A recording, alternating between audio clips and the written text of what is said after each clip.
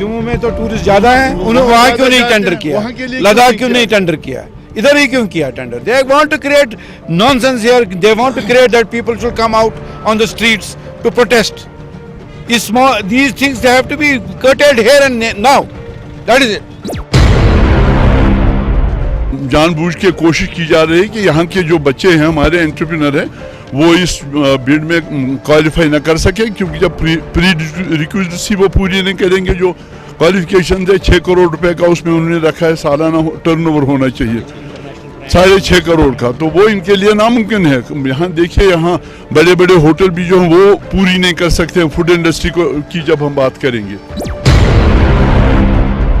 Provided the basic eligibility is finished, waived off. ना ये 6.5 करोड़ रुपया का.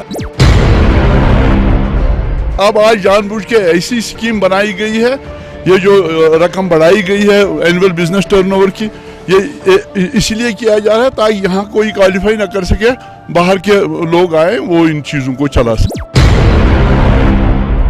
हमने किया है टूरिज्म मिनिस्टर के यहाँ स्टेट को, चीफ मिनिस्टर को भी, हमारे ड्यूकॉम को भी, हमारे प्रेसिडेंट साहब सिविल एविएशन मिनिस्टर को भी मिलने के लिए. बेसिकली तो idea is that this should be completely the tender should be cost and the local people should be given the first opportunity, first and fair chance.